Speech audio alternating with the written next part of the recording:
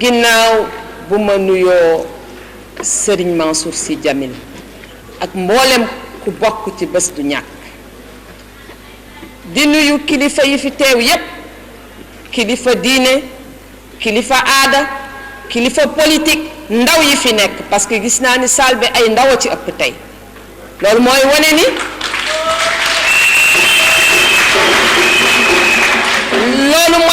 bés du ñàkk mouvement d'avenir bu ci yàlla ànde balaa may joxe nag lu néew rek ci li may tënk ci li ma war a wax dafa am seede bu ma bëgg a defal Serigne Mansour Sy Djamil xaj na tey la ko yàlla dogal du tey laa ko xam ndax ñun ñëpp a bokk ci waawan nag bu caaxaan demee rek dëgg des Serigne Mansour dafa nekk Jidda di ñëw Sénégal réflexion intellectuelle soxal ko lool saa yu ñëwee wax Makhtar Diak mi fi toogoon de noonu la discuter daan nañu toog kër Makhtar Diak di discuter ay waxtu ay discussion intellectuelle approfondie fa laa njëkk a xamee Serigne Mansour yenn saa yi ma dem seen kër ñu toog di waxtaan mu dellu siwaat def leneen loo xam ne nii itam xalaat jëmale ci wàllu diine moo ko waral moo tax mu def ko moo fi jëkk indi tarix Ramadan ñu am fi ay débat yu intéressant yu approfondi fii professeur Souleymane Bachir Diagne tarix Ramadan fa la ma tarix fonkee ba tey ñu bokk di reer jabaram ju baax ji toog tey di ñu toggal ci kër point E parce que itam buñ leen di fàtte ndax jigéen ñi góor ñi lu ñu mën jigéen ñi nekk ci seen wet ñoo ko waral ma dellu siwaat nag toujours ci seede bi dafa am lu benn bindkat bu mag bu ñuy wax Badanteer ku ma fonk wax ko jëmale ko ci benn révolutionnaire bu ñu naan Condorcet daf ko ni un intellectuel en politique ma ne man Serigne Mansour mooy un intellectuel en religion li tax ma wax ko mooy dafa am rôle bu ma assigné Serigne Mansour rôle boobu nag du ko mën a def lu dul Sénégal dafa tegu ci yoon lu dul Sénégal dafa jub lu dul xelam dafa dal ba mu mën a réflexion bi nga xam ni mooy transformer lu bari ci biir Sénégal yaakaar naa ni nag ci xalaat yooyu ku mel ni Serigne Abdou Serigne Fallou ñoom ñëpp ñi ngi ci man fii tey sax mënoon naa bañ a wax ndax ñii ma toogal ñëpp bés bu yàlla sàkk ñu nekk bu ñu tasewul M23 ña nga ca assise bu ñu nekkul ca assise ña nga nekk ca Benno Alternative kon nag li ñuy def yépp ñoo ko bokkandoo di ko defandoo mu jëm rek ci Sénégal ma ne keroog bi nga xamante ni tey saal bi mu ngi may fàttali quand même lancement assise nationale keroog bi nga xamante ni pare nañu assise nationale yi te Abdou Salam Fall mi nga xam ne moo doon secrétaire général comité scientifique bi nekk tey ci bés du ñàkk dafa ñëw ni ma pend waaw liggéey bi de pare na ma ni ko waaw mu ne ma waaye li ci des mooy il faut que ñu taxawal mouvement social bu dëgër ma ne ko man de maa ngi ci mouvement citoyen depuis waaye nañ ci réfléchir ma dem tukki ñëw fekk ñu lancé bés du ñàkk ma lire manifeste bi ma ne waaw kon nag mouvement citoyen bi rek mooy dëgër nañ leen ci continuer ñu def liggéey bu am solo tey li ma dégg tey Aliou Diak te vraiment damay profiter tamit ci occasion bi di rendre hommage Aliou Diak nit ku am courage ndax xeexam ci mbaan kenn umpalewu ko xeexam ci dëggu mais waxam ji wane na ko tey kenn umpalewu ko tey Sénégal bu suuxul mën naa ni ba Sénégal existeetul mën naa ni patriotes yu mel nii ñoo tax vraiment il faut le reconnaître li mu wax tey ci présentation wu programme bés du ñàkk dafa choisir rek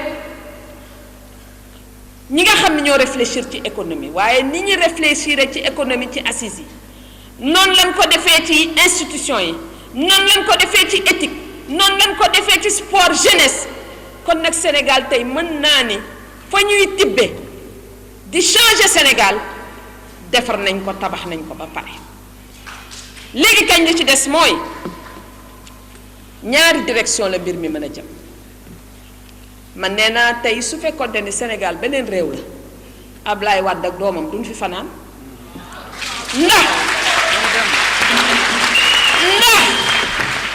ndax li tax duñ fi fanaan amul réew mu mën a survivre xam naa ne nag ñu am chance lañu ndax ku survivre bateau la Joola mën a survivre ci accusation yi la wax dëgg yàlla xam naa ni chance ñàkku la waaye gisuma état bu mën a survivre diggante waxu Bourgi gi waxu Wikileaks amul kenn ku ci mën a survivre Sénégal ñoo muñ léegi nag mbir mi ci ñaari direction rek la mën a jëm kenn daf ma ni ma yaa ngi fi nekk rek di ñu sànni xeer ma ni ko déet man kañ sànneetuma xeer sax musuma sax sànni xeer waaye tey kañ nu may réfléchir ba boo leen fi jógee ni ñuy tabaxe Sénégal man looloo ma ñor léegi ñaari direction la mbir mi mën a jëm bu njëkk bi mooy li bés du ñàkk di def ak yeneen mouvement citoyen yi mooy reconstituer le mouvement social au Sénégal parce que itam réew buy dox dañuy dem ba structure yi ni nit ñiy màggate noonu la structure yi màggate syndicat yi màggate ko parti yeeg yépp ñoo war a def aggiornamento comme italien yi ni ñu koy waxee ñépp a war a xoolaat naka la ñuy doxee lépp moo taxoon assise nationale yi am deuxième direction bi ñuy jëm mooy restructurer l'espace politique ni ñuy restructurer l'espace politique commencé nañ ci Benno Siggil Sénégal a ngi fi yeneen ñi même ñi nekk ci pouvoir bi ñu ngi créer seeni coalition loolu yépp am na solo waaye li ci gën a am solo mooy ni ñuy doxee ñoom ñépp naka lañ koy xoole te tey la contribution quand même de Bës Du Ñakk est une contribution majeure par rapport à la réflexion que nous devons mener moo tax ma ni ñaari Sénégal fi mën a am tamit ñi nga xam ne dañoo bëgg lépp soppeeku ak ñi bëgg rek li fi nekk fi kon boog amul demi mesure ku ne da nga war a déterminer wu par rapport ak li nekk ci Sénégal sëñ Mansour keroog bi nga xamante ni M23 dañu taxaw buntu assemblée nationale grenade lacrymogène yi di taw ci suñu kaw ñun ñëpp dañu daw dugg biir kër Ousmane Diagne mi fi toogoon waaye dafa toog ba mu yàgg ay xale ñëw ni ko sëriñ bi na nga génn tax tey bésu dee la ma ni ko man de du ma génn moom mu génn dem loolu li ma ci tontu mooy moom dafa mës di xeex di jàmmaarloo ak ay policiers lutte daf ko mës di def kon nag xam na ni muy war a jàmmaarloo ak ñoom ma ni ko waaw man maa ngi leen di xaar fii boo dee di suwaatee fekk kon boog ci gàttal rek message boobu laa amoon lu ma ciy teg man nag sama yaakaar yàkkeekuwul ci biir Sénégal sama yaakaar tasul ci biir Sénégal parce que gis naa tey fépp foo dem mais li lu bees la sëriñ yi ngeen di gis yépp ni ñu duggee ci mbir mi keneen noonu kenn toogatul rek nekk ci sa confort boo xam ne ni société bee la ko jox wala sa place wala sa dara ñépp a génn tey ku ne am nga looy def loolu moo lay wane Sénégal c'est un grand pays avec un grand peuple et ça me donne de l'espoir Bës Du Ñakk li ngeen sumb yàlla na ko yàlla yeggalee ci jàmm ak salaam. bismillaahi rahmaani rahim mbokk yi asalaamaaleykum maa ngi nuyu képp ku fi nekk ci turam ak santam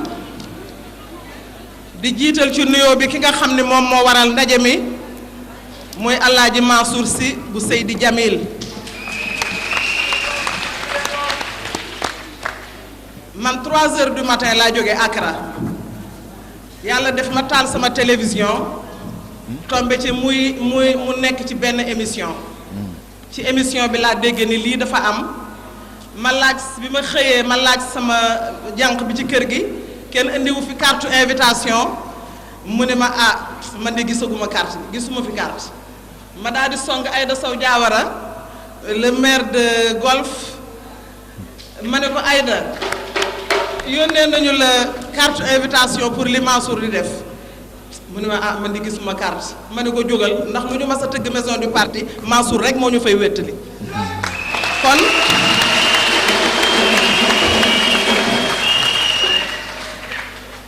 Mansour li mu def man dafa mel na man la ko defal ndax man booba ba léegi 2000 ba léegi man maa ngi tëkku Ablaye Wade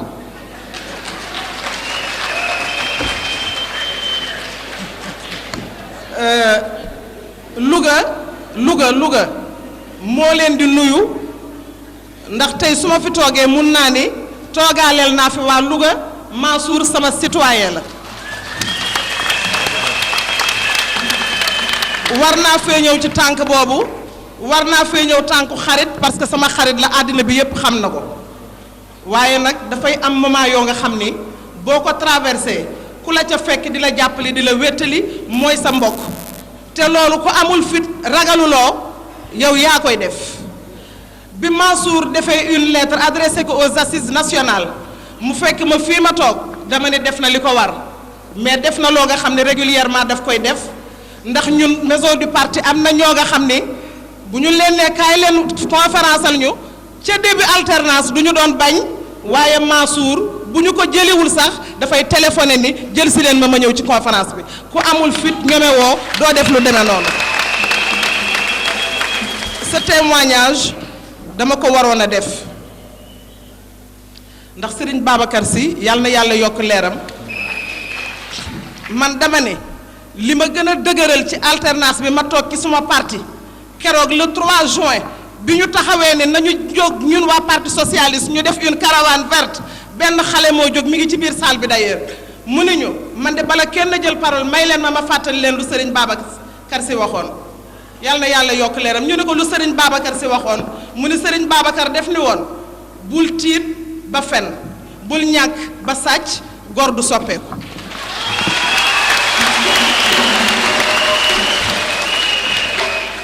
fu ma toog dama ko fay fàttali parce que keroog xëy na laa mos a dégg yooyu kàddu yàlla laa koy seedeloo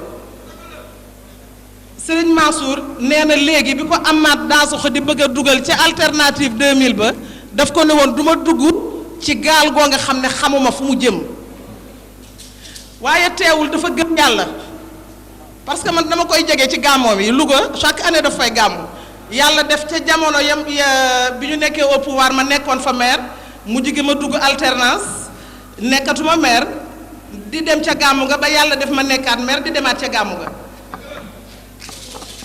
gis nga ñaanam yépp mooy ku yenu sa ndaa dangay ñaan mu ndaa la bañ a tuur bañ a daanu danga koy ñaan lu ko dëgëralal di loolu nga doon wax sëñ Mansour xam nga kon kii gëm na yàlla parce que malgré le fait que bokkul ci ñu ko fal waaye Sénégal a ko ñor mi ngi naan ki yor ndaawal Sénégal yàlla bu ndaali daanu gis nga saa yu ko masee wax fi ma toog dama ko naan bilaay boo xamoon li ma xam danga koy bëmax mu ànd ak ndaali daanu tegat kon xam ngeen xamoon li nga xam moo tax bi temps soo ko ñëwee nii mën nañ ko jàppale man duma ko jàppale kon Serigne Mansour vision boobu nga amoon mooy yow bëggoo daray Sénégal yàqu nga doon ko ñaanal pour loola ñoŋ waaye ñun xamoon nañu du ko ñoŋal parce que xamoon nañu jikkoom kon nekkal dans un gouvernement pendant 5 ans di nga ko xam bu baax a baax a baax te ñun xam nañu ki nga xam ne moom la ñu amaloon affaire su gaa yi maseeni na Abdou Diouf doomu Kumba dem na dem ma sëgg jooy ma ne la paaba taasu woon di ni ganaar a ngi woon ne ay nenam di jëm ci baxum këll bu reppee dee bu reppul dee tey la bisam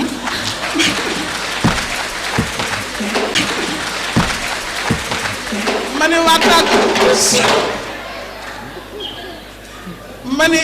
ma ni billaahi kii ngeen jël seen doole yépp jëmale ko ci moom doole jooju yéen la ciy jëkka duma te yàlla xam na ne juumuma woon parce que damaa xam waa ji sànq ba tey ku wax jëmale ci moom man leen ay waay bàyyi leen sama nijaay ji sonn na trop kon ngeen xam ni que wax dëgg yàlla nit ñi yéene woon nañu ko lu baax yéene woon nañu Sénégal lu baax parce que Sénégal lu ñu gëmoon pouvoir dafay dem ba màggat Sénégalais dafa lu yàgg ci moom rek daf koy sàppi waaye man ni woon naa que construction bi nga xam ne tey ci la ñu war a jublu mooy li nga xam ne moom la assise nationale yi taxawal mooy li nga xam ne moom la fi doyen Dia Aliou Dia wax léegi may saluer moom itam vraiment combat bi muy mëne di ko mëne ak waa Bennoo Siggil Sénégal yëpp à Mbaan parce que ku nekk xam na injustice bi nga xam ne def nañu ko Mbaan te du foofa rek c'est dans tout le pays moo am ay injustice fii mu nekk kon Serigne Mansour injustice yooyu nga xam ni moo la guidé ba nga jóg taxaw jàpp ci lii taxaw ne bés du ñàkk waaye bis bu nekk bis lay fay te le 26 février dina am bis yu mu fay le 26 février bis yu bari la ñuy fay parce que képp koo nga xam ne sa rangoñ nguur gi nga xam ne moo nekk tuur na ko bu la 26 yàlla dina la fayul sa rangoñ yooyee kon lii nga xam ne moom nga taxawal di ko def yàlla bu mu naax saay yàlla nañ ci am succès boo nga xam ne dafay romb suñu njort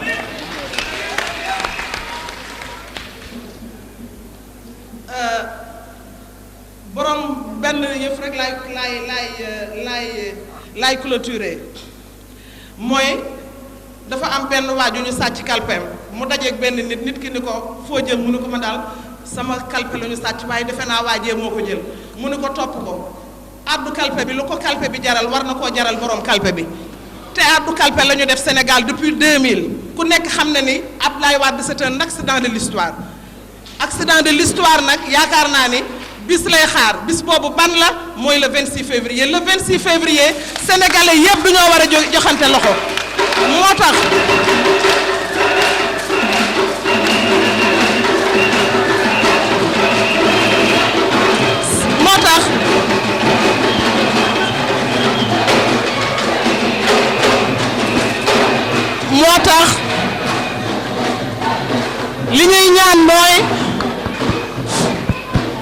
li ñuy ñaan mooy il ne faut pas que les Sénégalais se trompent de combat benn combat la ñu am sama benn doom daf ma ni tata Sénégalais yépp xam nañu li nga xam fa ñu warul a wote nee na ma Sénégalais yépp xam nañu fi ñu warul a wote waaye fi ñu war a wote nag nañ leen ko construire nañ leen ko tabax àndandoo joxante loxo parce que benn nit mënatu la yor réew mi benn parti mënatu la yor réew mi ñun ñëpp ñooy àndandoo def une alliance nationale pour que le pays puisse se développer. Mansour li may tëje mooy dinaa am problème tey su ma ñibbee parce que damaa am ay sët yi temps yee du ñu maa gisul ci rajo dégguñu ma ci rajo gisuñu ma ci télévision ñu ni seen yaay mais maman maam Aminta moom on ne la voit plus on ne l'entend plus seen yaay ni leen c'est parce que dafa dem Louga foofu lay liggéey léegi dafay ñëw Dakar léeg-léeg week-end léeg-léeg du ñëw xale yi ni ko ah on a compris ñu jékki-jékki ni ko maman mais on a vu à la télévision aujourd'hui maam Aminta mais elle est avec Y'en a marre ah xanaa Y'en a marre la léegi yaay gi ni ko waa ndax du ñoo jàpp caat mu demoon doon ko jàppale tey nag bu ñu ma gisee fiit nañu ne tamit bés du ñàkk ci laa bokk parce que bés du ñàkk ñëpp a ci war a bokk bés du ñàkk bés bi benn bis la ñun ñëpp ñoo ko bokk parti politique société civile ñun ñëpp ñoo ko bokk mouvement citoyen mooy le 26 février na ku nekk daas fanaanal bu le 26 ki ñu war a yi xam ngeen ko jarul a jóg maa ngi leen di gërëm di leen Thierno Malick Diop moo fi teewal AFP mu wax ci turu Moustapha Niass bismillah. asalaamaaleykum mbooloo mi ñi ngi leen di nuyu yéen ñëpp ku ci nekk ci turam ak ci santam góor jigéen mag ndaw kilifa diine yi kilifa aada yi bépp doomu Sénégal bépp doomu réew mi fi toog sëriñ bi ñi ngi lay nuyu ne fay ñi ngi lay nuyu ci turu Moustapha Niass secrétaire général de l'AFP ñi ngi ñëw en délégation ak porte-parole AFP représentant de la secrétaire générale de la région de Thiès Hélène Tine ici présente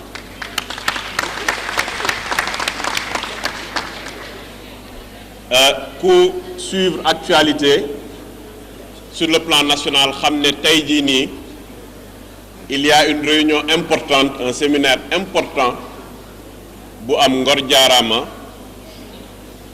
bi nga xam ne secrétaire généraux yi ŋànk Benno Siggil Sénégal ñi ngi ciy waxtaan te lépp li ñuy waxtaan pour njëriñu askan bi la ëllëg moo tax sëriñ bi Moustapha Niasse secrétaire général de l'AFP nee na mi ngi lay nuyu su dul woon séminaire bi dina teew fii lu wóor la ndaxte nee na yow xam nga moom xam na li ngeen seq wallaay wax dëgg yàlla bi ma nee nag ma ñëw fii ci délégation bi représenté ko dafa xaw a freiner un peu sama ardeur parce que je voulais venir en mon nom personnel ndax li ñu seq te li ñu seq lu yàgg la je pense que yow xam nga itam man xam naa wallaay je suis ton petit frère et ça c'est important bés bi bés bu am solo la c'est un grand jour et je tenais à être présent malgré tout quelle que soit la situation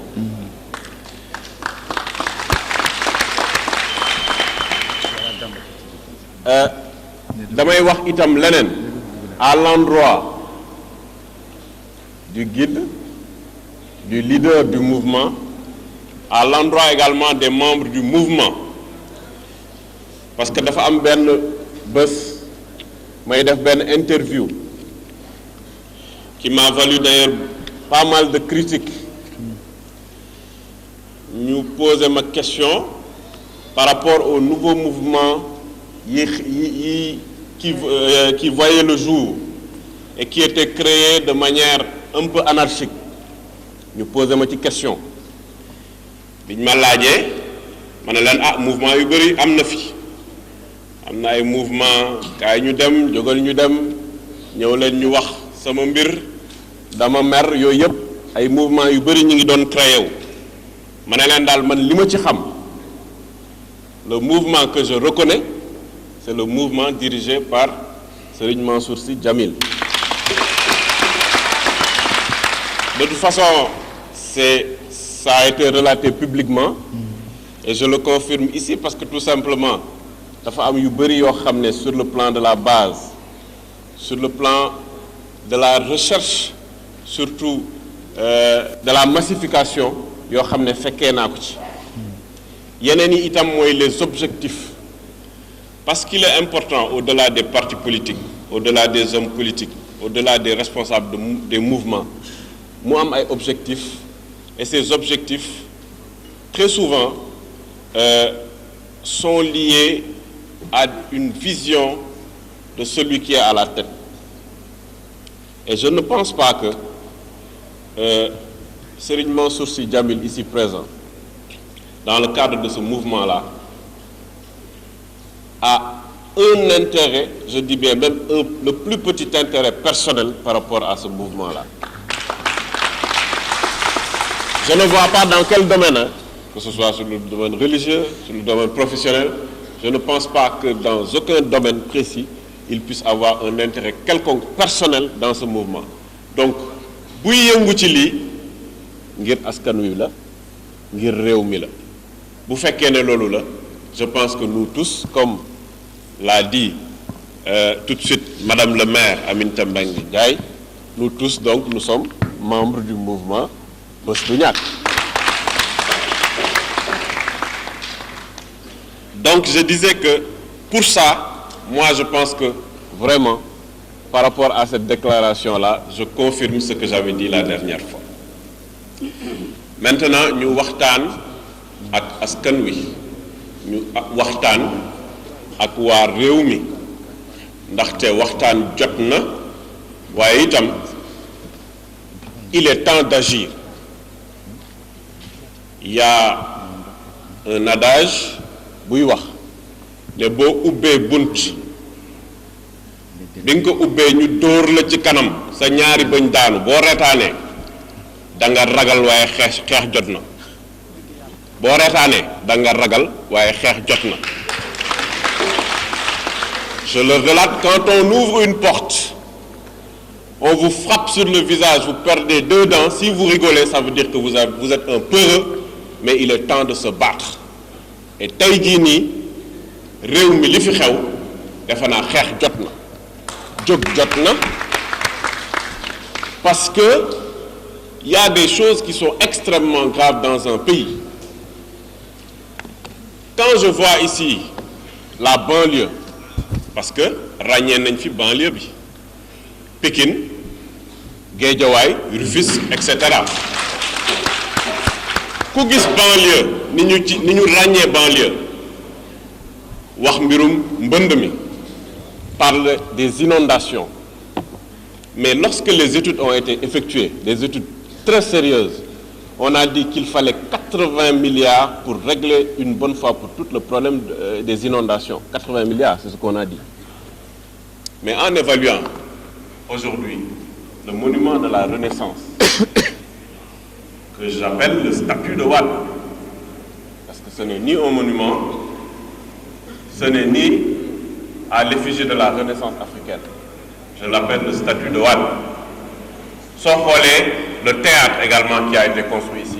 Au total nga xayma ko ça tourne autour de 80 milliards. Loolu yëpp ci intérêt d'une seule personne et d'un clan. Bu fekkoon ne xam nañ fu ñu ko dugal bu ñu ko dugaloon ci mbirum mbënd mi tey waxatuñ waxam. Donc ça veut dire que tey jii jot na. Leneen li mooy Sénégal tey jii nii ku bëgg courant amul ku bëgg xaalis amul ku bëgg inscrire doomam pour nga inscrire doomam problème la parce que xaalis amatul ci réew mi ku bëgg dem marché problème ngay am ndaxte njëg yépp yokku na ku bëgg dem hôpital su fekkee ne am nga loo fa demee boo yegsee duñ la mën faj ndaxte xëy na médecin yaa ngi grève wala itam médicament amu fa buñ la mën a fajee. Donc ça veut dire qu'on ne peut plus être dans un pays émergent. Donc c'est fini. Ñi fi nekk ils ont échoué et il faut impérativement qu'ils quittent. En attendant, à côté de cela, ñu gis leen ñuy def lu la neex mooy tey jii nii képp koo xam ne yaa ngi ci nguur gi yaa ngi def lu la neex. J'ai bien aimé l'exposé du président Aliou Diack parce que j'ai beaucoup de respect pour lui parce qu'il s'est beaucoup battu, énormément battu par rapport à des convictions. J'ai bien aimé son exposé parce que on ne peut pas imaginer dans un pays comme le Sénégal 14 ministres d'État ku ci nekk yaa ngi am 5 millions de salaire pendant qu'à côté les étudiants ne peuvent même pas se payer les tickets à l'université. Ça c'est extrêmement grave. Entre-temps, je pense qu'aujourd'hui, quoi qu'on puisse dire, le vase vient de déborder. Je dis bien le vase vient de déborder parce qu'aujourd'hui, on vient d'insulter le Sénégal et les Sénégalaises et les Sénégalais. Parce que moi, ça m'a trouvé à l'extérieur quand on m'a dit de manière publique que mon président a été accusé de détournement de deniers publics de chez lui pour aller financer une campagne électorale d'un pays qui fait partie des 5 pays les plus riches du monde, à savoir le président Chirac. Mais ça, c'est extrêmement grave. À côté, on vient d'accuser son fils, qui est aujourd'hui ministre de la République, ministre d'État, d'être un trafiquant de drogue. Et jusqu'à aujourd'hui, suñu der setul suñu der laa wax parce que ce sont des institutions sénégalaises. Loolu bu amee nag, il est important que tout le monde se lève pour que ce clan-là quitte la gestion des affaires de l'État. Ablaye Wade, c'est ici que je le dis, Ablaye Wade va quitter, dina fi jóge ci nii wala ci nee. Et il est important dans les combats que nous menons, je dis, il est important dans les combats que nous menons qu'on ait des gens de qualité et de valeur comme votre guide ici, qui va devenir tout de suite votre président. Il est important que bu ñuy xeex ñu gis ko suñu wet parce que li ñu xeex yëpp askan wi la ak réew mi. Dama ne Ablaye Wade daf fi jóge ci nii wala ci nee et que ñii lii doyul nañu ko yokk nañu gën a wàcc ci terrain bi gox yeeg goxaat yi parce que Ablaye Wade aujourd'hui mais c'est pas possible. On ne peut pas accepter aujourd'hui qu'un petit clan, une personne et sa famille puissent, par rapport à 13 millions de Sénégalais, puissent prendre en otage 13 millions de Sénégalais. Pendant je ne sais pas combien d'années, les grands hommes de ce pays. J'ai bien aimé aujourd'hui l'intervention des chefs religieux. Les chefs religieux qui se sont sacrifiés, qui ont sacrifié leur vie, qui ont sacrifié énormément de choses. D'autres hommes politiques, éminents hommes politiques, qui ont sacrifié leur vie pour le Sénégal, pour que le Sénégal devienne la vitrine de la démocratie à l'extérieur en quelques années. Un clan, bëgg ñëw yàq loolu duñu ko nangu tey duñu ko nangu ëllëg. Et je pense qu'aujourd'hui, ce combat-là est un combat citoyen et nous allons le mener ensemble. Inch'Allah, on va y arriver. Ñu ngi leen di gërëm di leen sant.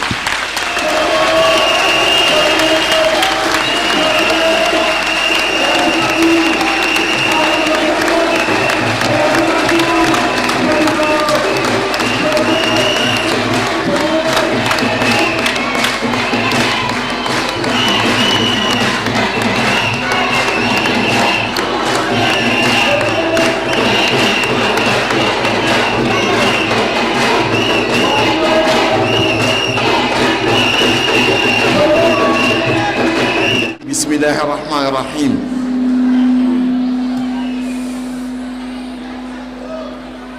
Pour ne pas effarer les laïcs, dama génne ay aaya parce que dafa am lu ma gëm. Li ma gëm mooy ñaan. Kenn mënul ngénte doom te ñaanoo. Lu rëy li ñuy sumb nag, c'est la conception de la laïcité à la française. La laïcité anglo-saxonne commence ses délibérations par la prière. Que ce soit le Parlement panafricain, que ce soit le Parlement de l'ensemble des pays de la zone anglo-saxonne. Indépendamment de cela, dafa am lu nu gëm mooy ñaan ndax yàlla dafa fonk ñaan. Ñaan la ubbee alquran, ñaan la tëjee alquran, te ñaan ji mu ubbee alquran lan la? Ihdina siraat al mustaqim. Di ñaan yàlla mu teg nu si yoon wu jub. waaye yàlla dafa mel na dafa xam ni mën nga tegu si yoon wu jub te fa nga jëm doo fa àgg. moo tax mu ubbee alquran ñaan tëje ka ñaan qul a'uuzu bi rabbin naasi maliki naasi ilahi naasi min sharri lwaswaasi lxannaasi allazi yuwaswisu fi suduri naasi. xam na ni am na ñu la mën gàllankoor si yoon wi nga sóobu ba fa nga jëm doo fa àgg. yàlla nag ni na nga ñaan itam si ubbi bi ngay ubbi fa nga bëgg jëm nga àgg fa. gàllankoor gi nag du doole. am na ñu nga xam ni daanu damm sa pas-pas te amuñu doole waaye na nga fexe ba dégager leen. su fekkee ni da nga yaakaar ni doomu aadama rek bàyyil ma yokkal la si jinne minal jinnati wa naas. kon li ñuy ñaan tey ñu tegu si yoon wu jub te si làkk buñ ko mënee waxe nag ak diine juñ ko mën ñaane ñi ngi sumb lii yaa noonu yàlla teg si yoon wu jub. bi mu nu tegee si yoon wu jub fa nu jëm yal nañ fa àgg. gàllankoor yi nekk si yoon wi yal nañ ko yàlla seppil sànni sa àll ba. lii daal ku nekk ak diine doo mënti gëm mën nga ñaan jooju waaw. may nuyu nag ñi fi teew ñëpp di baral suñu yóbbi sama xarit ak sama kóllëre ñu nga xam ni xam naa leen bu yàgg yàgg. dans soo ko wax na fi ma jaar ak moom. waaye Ablaye Bathily dañu nekk à Londres man ma nekk Londres moom mu nekk Birmingham. ma nekk Cheikh Sibi dem na sax ñun ñaar ñoo doon ànd tous les week-ends. Naan Sarr soxnaam man ak moom ñoo nekkoon ci bureau de l'association des étudiants sénégalais en France. occupé poste bu nga xam ni bii l'actuel président de l'Assemblée nationale Mamadou Seck moo ko occupé woon di responsable des travailleurs immigrés. bi nga xamee ni Mamadou Seck dem na Naan Sarr soxnay Ablaye Bathily moo ko remplacé Malick Diop papa ma booleeg moom li mu wax ni rakkam sama rakk la dëgg la ndax seen baay bi mu laata génn àdduna daf leen jël ñoom ñëpp mu boole mag ñoom waaye baayam dama jàng si moom lu doy waar daf ma mës bindal benn bind waxtu wu ma yeewoo le matin danaa ko nafal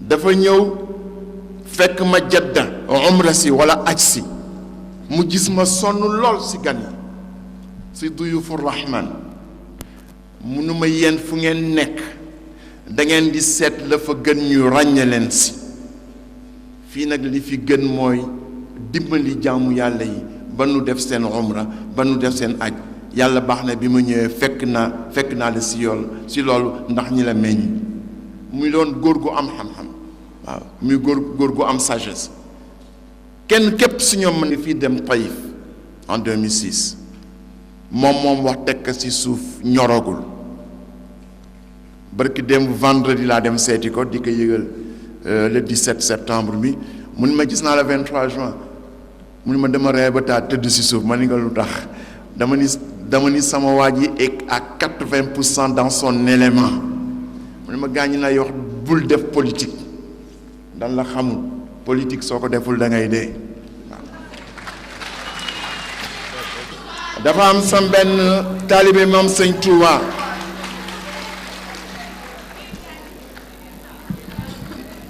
dafa ñëw fekk ma taseeg man ni ma kii du sëñ Mansour Sy Djamil ma ni ko waaw mu ni ma man de sama Sëñ Touba laa gëm waaye maa ngi ci sa gannaaw ma ni ko lu tax mun ma ñi ñaa ngi leen daal bul def politique soo deful politique rek perte ma ni ko lu tax mu ni fii doomu soxna yi ñoo sanc dëkk yi gor àll yi defar nit ñi ba nu nitee su ngeen toogee nag ni du ngeen def politique bàyyi réew mi ak ay saay-saay ñuy nasak nocci si réew mi yàqoo kenn pertul ku dul yéen ndax seen liggéeyu maam la ñu yàq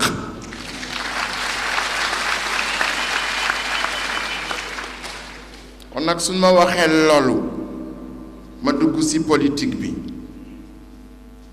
gis sama ay doomu ndey naa jëkk tudd seen rakk nga ne toog waaw Sëriñ Astako Mbakke ci yar bi di doom ci sunu maam Modou Boussa Dieng di la wàcc sa wàcc waayu maam Sëñ Touba waaye su fekkee ni waajooju wax na loolu su ma wéetoon danaa xaw tiit ci yoon wi waaye fu ma gestu gis sëñ Abdou Mbakke mu nekk sama wet dafa nekk Italie moo tax ñëwul gis sëñ Abdou Samad mu nekk sama wet gis sëñ Fallou Dieng mu nekk sama wet yëkkati kàddu yu ñu yëkkati loolu daf may gën fiital danaa dellu si nii parce que sama discours yëpp si ñaari point laa ko wax li ma waroon wax yëpp Aliou Diack wax na ko point bi mooy ñun en tant que mouvement citoyen ou en tant qu'organisation politique quelle est notre plus-value quelle est la valeur ajoutée il y a 150 partis plus de 150 partis beneen parti bu bees bu créé wu ou bien un mouvement bu bees bu créé wu quelle est votre valeur ajoutée qu'est-ce que vous apportez que les autres n'apportent pas je vais concentrer mon intervention sur ça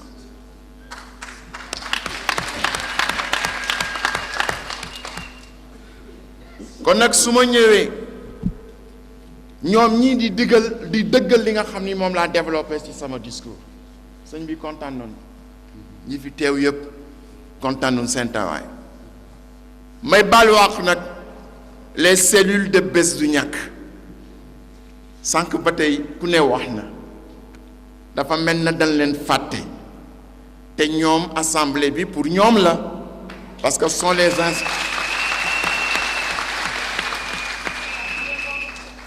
dégg na leen déggunu leen waaw parce que c'est une démocratie à la fois délibérative et festive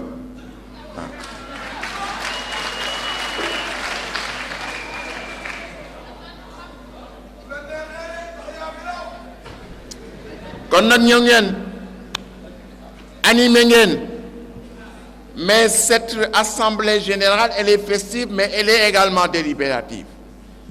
Da ngeen ñëw sur les questions de l'ordre du jour pour wax lan la ci seen cellule yi xalaat lan la ci seen section xalaat lan la ci seen fédération xalaat waaye seen yar ak seen teggin ngeen xam ni bés bi seen bés la da ngeen di ngénte soo dee ngénte nag ñi la wàll ci ngénte li fa laa budd nga tegal leen laax ñu lekk waaye suñ defee débat kii bi ba pare daanu dem donc ñu ngi leen di nuyu yéen ñëpp cellules yu nekk fii ak cellules yu nga xam ni aux États-Unis à Paris à Londres en Italie en Espagne en Afrique du Sud au Gabon ñu ngi suivre les délibérations sur Internet.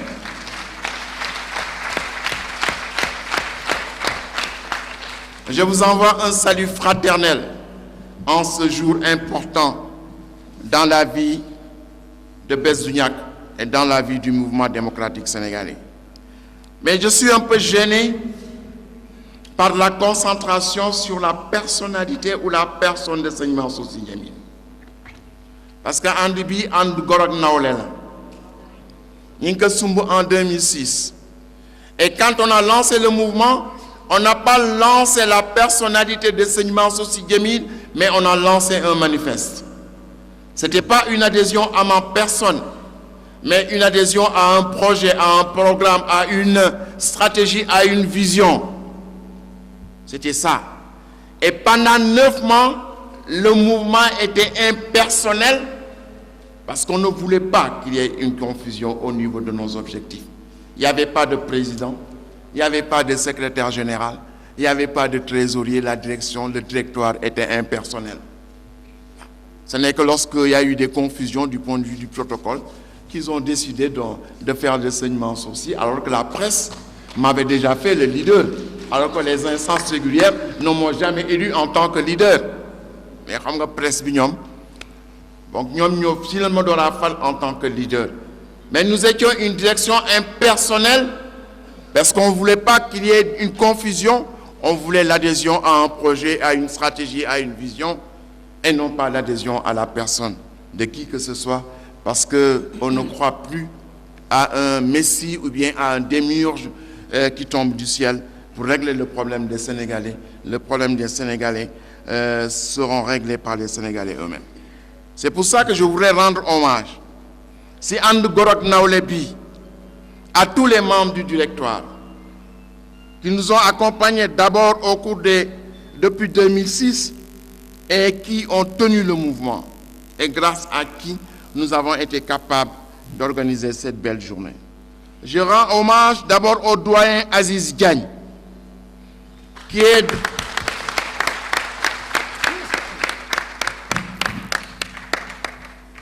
qui se bat depuis 1957 lorsqu'il a adhéré au Parti africain de l'indépendance.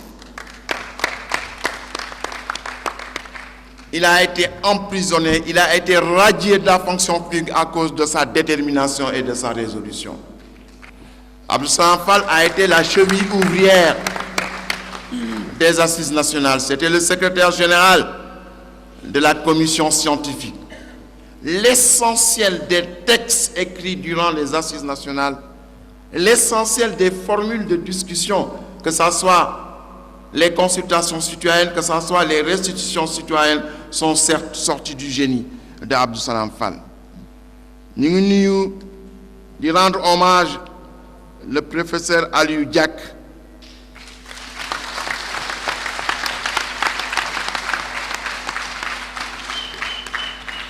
qu'on ne présente plus à cause de sa détermination.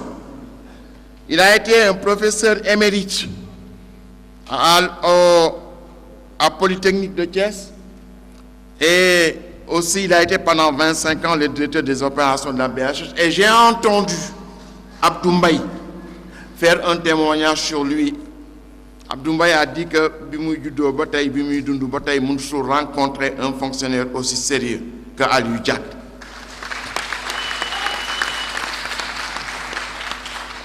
Et venant de Abdou Mbaye, dont on connaît également la compétence et le sérieux, ce n'est pas une une petite chose. De rendre hommage à Ousmane Sané qui fait partie du groupe des 6 depuis 2006. te ñi ma nekkal yépp moom laa gën yàgg dans le compagnonnage à part Cheikh Gueye. J'étais président de l'ASF à Paris, il était président de l'ASF à Bordeaux. On a fait des joutes oratoires dans des congrès épiques de l'association des étudiants sénégalais avec P.O. Sané de Amnesty International, avec Dout Sarr, ancien ministre de l'intégration, avec Doc Fall qui est à l'UNESCO actuellement, à l'UNICEF actuellement. C'était nos principaux opposants. Sous nous sommes du Bordeaux dans les congrès. Mais nous sommes déterminés, ces idiots de jeunesse, engagés et prêts à se battre sur tous les fronts. Seynabou Gueye, qui est la responsable de la commission Gendre du Sud-Est,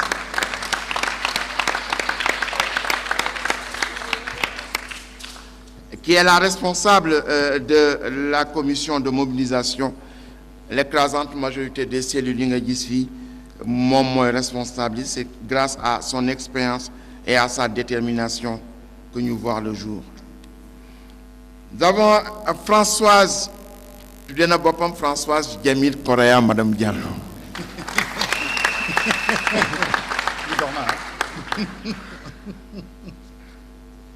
Moi, Waneni, moi, Degelni, que Bezduniak, tout le monde est à sa place. Ce n'est pas une organisation confrérique, confessionnelle, ethnique, régionale.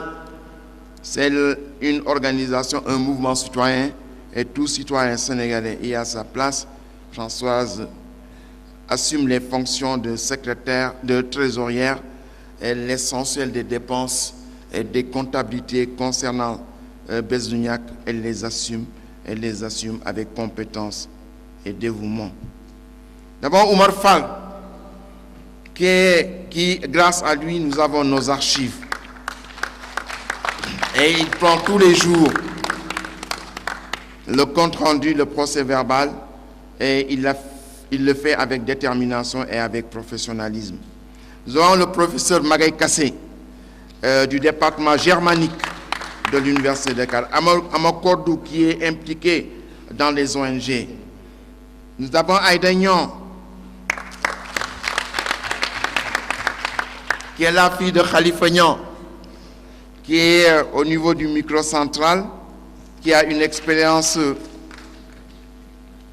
conséquente, parce qu'elle est membre du bureau politique du PIT à son âge, à l'âge de 22 ans, 23 ans, et connaissant le PIT, il faut être d'une très grande compétence, non seulement pour rentrer dans le bureau, dans le comité central, mais à plus forte raison dans le comité, dans le bureau politique. Et elle a dirigé pendant longtemps l'organisation de jeunesse Lujdan. Mamalik Sy et cher Oumar Sy et cher Oumar, qui sont mes frères. Je ne crois pas que je suis le mieux placé pour les présenter, mais ils confirment que chez cher Saïd Mohamed Moustapha, chacun se détermine selon sa conscience et aussi selon sa conviction. Politique dafa nek lu nga xamni ni société sobu on ne fait pas de la politique avec ñi nga bokk ak deret, on fait de la politique avec les gens qui partagent les mêmes convictions que toi. Kon nak wala dafa wax ni cere ju neex si la diw dàqe kon su fekkee ni dañu nekk sa ay mbokk ba pare vous partagez les mêmes convictions dañ siy sant Yàlla. Nous avons Mandiaye Gueye, que vous lisez presque tous les jours dans la presse à cause de ses contributions, des contributions formidables. Nous avons Moussa Dramé.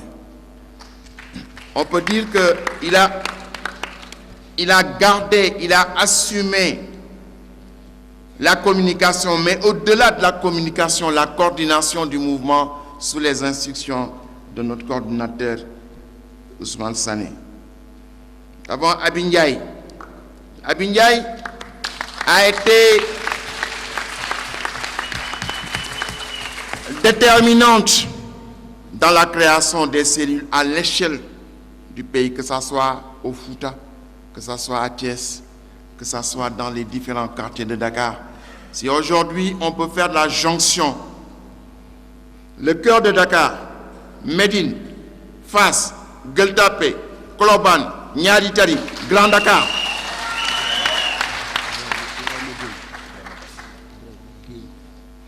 c'est grâce à son action, aujourd'hui nous sommes en passe effectivement de créer le cordon ombilical au cœur de Dakar, comme nous avons créé le cordon ombilical dans la banlieue, que ce soit Guédiawaye, que ce soit Yeumbeul, que ce soit Yaraax, que ce soit Thiaroye, que ce soit Pikine, que ce soit Keur Massar, que ce soit dans tous ces domaines-là. Nous avons dans le directoire Ibrahima Gueye, de la direction du Sud-Est, qui met à notre disposition, c'est ça qui est important dans Bés du Ñakk. Tout ku ne gis na si boppam sama baay daf ma waxoon ni ma lépp looy sumb programme booy sumb na nga fexe ba ñu ko seqal yëpp ñu gis seen bopp. Dans Bés du Ñakk ñëpp gis nañ seen bopp. C'est des grands responsables syndicaux et politiques parce qu'ils sont dans la direction du PIT, de la LD, du PES, tels que les Mariam Dansoko, etc. Tout le monde se retrouve dans Bés du Ñakk et Ibrahima Gueye a joué un très grand rôle dans l'organisation de cette réunion-là. Nous avons cher Omar Sy, di sëtu sunu maam El Hadj Omar Foutiyou, te sunu maam Muntaga di maamam. Il a été l'un des premiers à partir de New York, lorsqu'on a lancé le mouvement, à m'envoyer un email en disant « J'adhère, je m'engage, qu'il dégage ». Donc aujourd'hui, il est rentré et il assume une très grande responsabilité dans ce travail-là. Et nous sommes heureux de pouvoir constituer Bés du Ñakk de cette manière-là, non pas sous la forme d'un parti, mais sous la forme d'un mouvement. J'y reviendrai tout à l'heure. Mais vous me permettrez, après avoir rendu hommage à tout le monde, faire une mention spéciale à celui qui fut sama sëriñu daara jàngal na ma alquran muy Cheikh Gueye.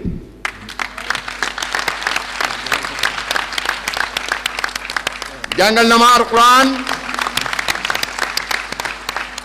ce que Serigne Mamour Ndiaye sa Ndar Cheikh Gueye dafa jógee Nouadhibou wala mu jógee Nouakchott fekk nu que sëñ Mamour ki ma yore woon di Cheikh Lo bu sëñ Amad Lo papam boo ko jël ko mu dem ma xaw wéet lool si dara ji yàlla indi ko sëñ Mamour jox ma ko may tari sar si moom waaye yàlla boole nu moom musul dugg école xam nga kan ñoo ko jàngal les anciens instituteurs qui étaient dans la direction du Parti africain d'indépendance, Ly Tidiane Beydi, René Traoré, des gens que Abdelaziz Diagne connaît très très bien. C'est-à-dire, cette première génération, les Majmoud Diop et tout ça, du Parti africain d'indépendance, Madické Wade Madické qui a créé les 2 Raka à Saint-Louis, et tant d'autres, qui étaient toujours chez son père, Gorgui Ahmed Gueye Lika, di sëriñ bu mag a mag. Ouais, la particularité du pays, c'était que le pays était parvenu à avoir avec lui l'ensemble des marabouts de Saint-Louis. Le pays était parvenu à avoir 85% de la population. Donc këram la daan toog ñooñu ñoo jàngal musul dugg école. Bi mu demee ba université à Aix-en-Provence, le dem université te université fexe na ba am PhD am na doctorat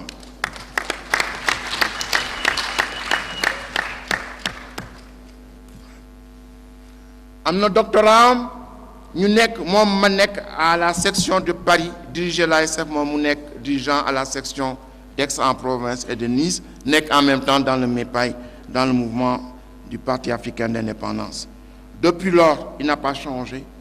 Il a mené le même combat ba yàlla dogal ñu ñëw fi tey dajawaat fi dans le mouvement Bés du Ñakk.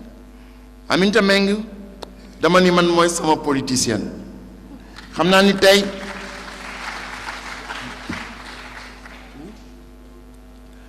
ñoom am nañu une très grande responsabilité au niveau de leur séminaire, un séminaire bu nga xam ne bi tout le peuple sénégalais l'attend. xam na ni lii mu def mënu ko waaye kóllëre rek a tax mu def ko ak cofeel bu mu am si man ak relation bi nu am maam moom. kon nag Aminta ñu ngi lay feddali sunu kóolute si yow di feddali itam sunu cofeel si yow.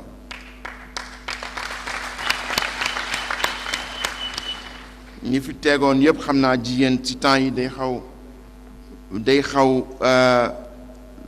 xaw occupé mais bi ñëpp demee itam moom toog na ñun ba waxtu wi ñu ngi nuyu itam ki nga xam ne kii fu ma taxaw mu taxaw sama wet muy Amadou Lamine Sall bu sama baay Abba Sall fu ma taxaw mu ñëw taxaw sama wet di beral nuyoo nag ku nga xam ne itam Awa Mbodj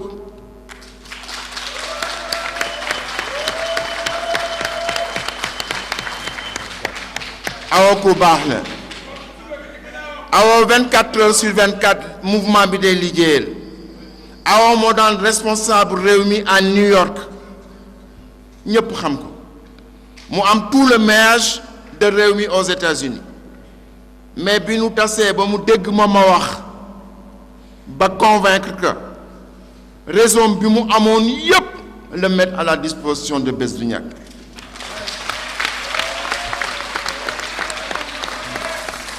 jóge nag États-Unis ñëw installé wu au niveau de Guédiawaye et de Golf képp ku mu gis nga baax sa maam Habib daf ma waxoon ni képp ku baax dama ñëw toog rek si moom sa maam Habib mu jël téléphone am woo Habib Thiam qui était premier ministre daal ni que Habib mu ni que sama sët bi na nga ko recevoir ma ni que maam Habib Thiam c'est un premier ministre da nga koy woon nii rek ni ko recevoir xamoo ban programme la mu ne ma képp ku baax Sénégal naa la booleeg moom bala may dem moom nii képp ku baax tous les jours daf may indil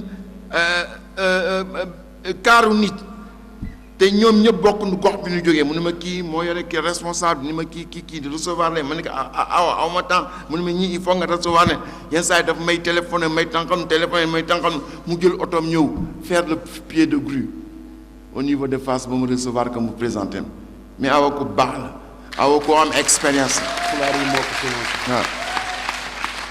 financé waaw fulaar yi ñu takk yëpp moo nu ëpp tam expérience dans l'organisation des partis fulaar yi ñu takk yëpp dafa ñëw ni ma congrès day am fulaar kon comme xamu leen ko bàyyi leen ma def ko financé ko sama poche bopp kon nag awa yal na yàlla fay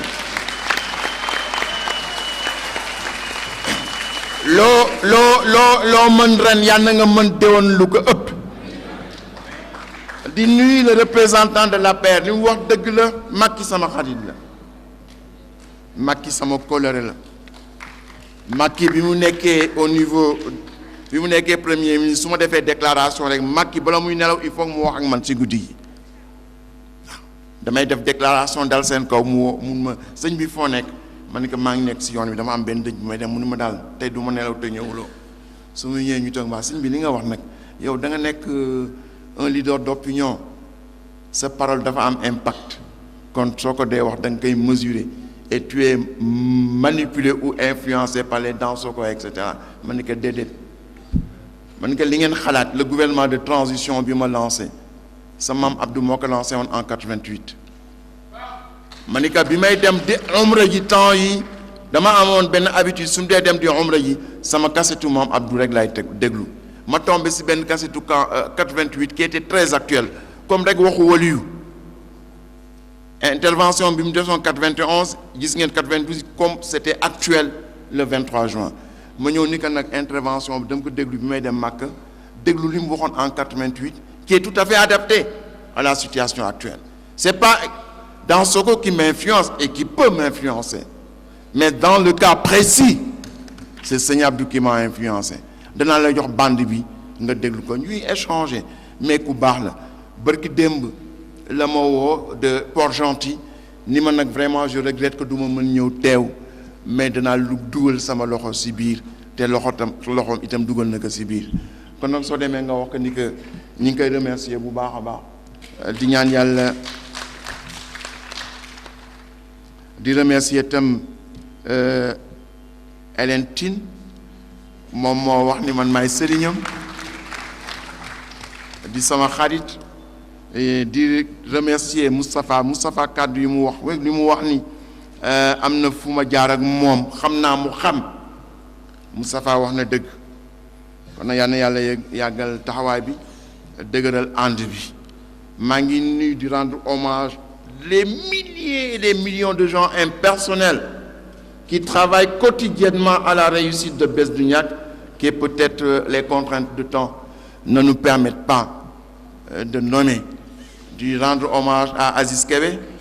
Aziz su ñëwee rek sëñ Abdou ñëw ndax xam naa ni mu mel si góor gi xam naa itam ni góor gi mel si moom itam moom itam c'est l'un des hommes religieux yu nga xam ni foyewuñu seen bopp qui ont beaucoup réfléchi sur les questions qui interpellent le monde musulman et le monde d'une manière générale. Et tout le monde l'apprécie dans ses interventions, dans ses contributions et à tous les niveaux. Nous rendons hommage avec les étudiants. En soit les étudiants de Saint-Louis, les étudiants de l'université Gaston Berger. Nous avons Hervé qui est là, qui est leur président. Ils ne sont pas dans le directoire, mais ils sont représentés par d'autres étudiants dans le directoire. Et je leur rends hommage. Je rends hommage à l'ensemble des étudiants qui ont joué un très grand rôle dans tout ce que nous sommes en train de faire. Mais vous me permettrez de rendre hommage à Oumar Gueye, le vice-président de la communauté rurale de Sangalkam.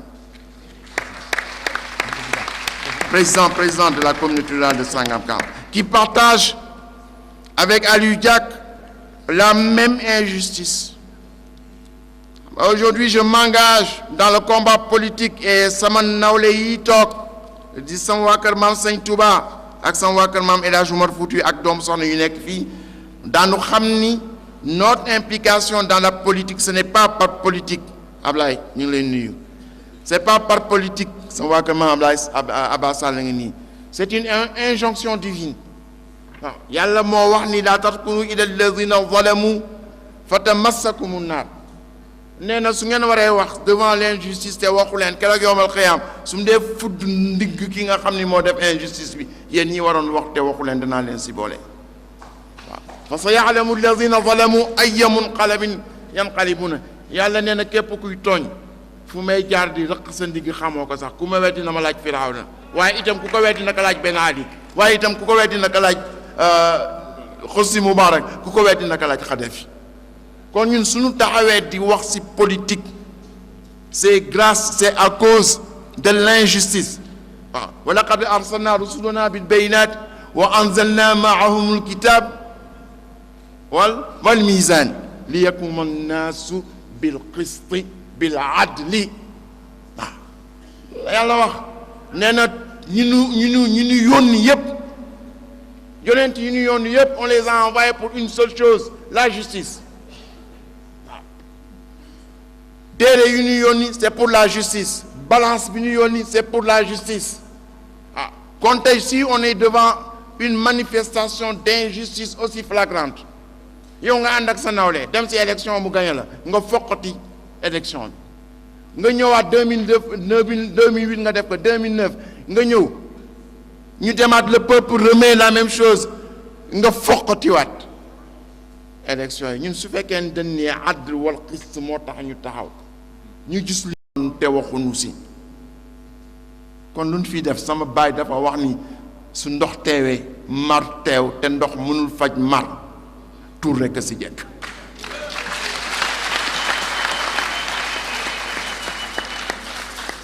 ñuy ñaanal Malick Ba bi ma demee di umra ji à la Mecque Oumar umral naa Malick Ba waaw parce que 23 juin maa ngi woon place Soweto waaye 24 juin maa nga maqaama Maam Ibrahima ñaari casquette yëpp lay assumé waaw bi ma demee bés boobu omral naa ko muy guddi muy bésu àjjuma ngeen may ma nag que je rende hommage à quelqu'un qui m'est très cher, qui m'a accompagné pendant tout ce temps-là, depuis 10 ans. Tous les textes qui ont été dactylographiés par Bess Douniack depuis 2006. Mati, Djamil Ndiaye,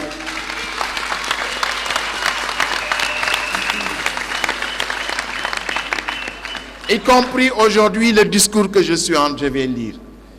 Elle a dactylographié tous les textes de Bess Douniack depuis sa création. Donc aujourd'hui, si on rend hommage à ceux qui ont rejoint Bess Douniack après, c'est tout à fait normal qu'on lui rende cet hommage-là. Elle a accompli un rôle considérable et Dieu sait que je ne suis pas très facile. Il faut avoir une force dose de patience pour pouvoir travailler avec moi.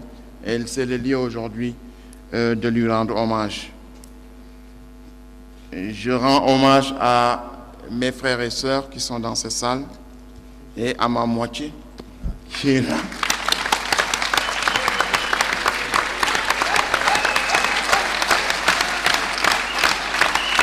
Un grand homme, il a plus une grande femme.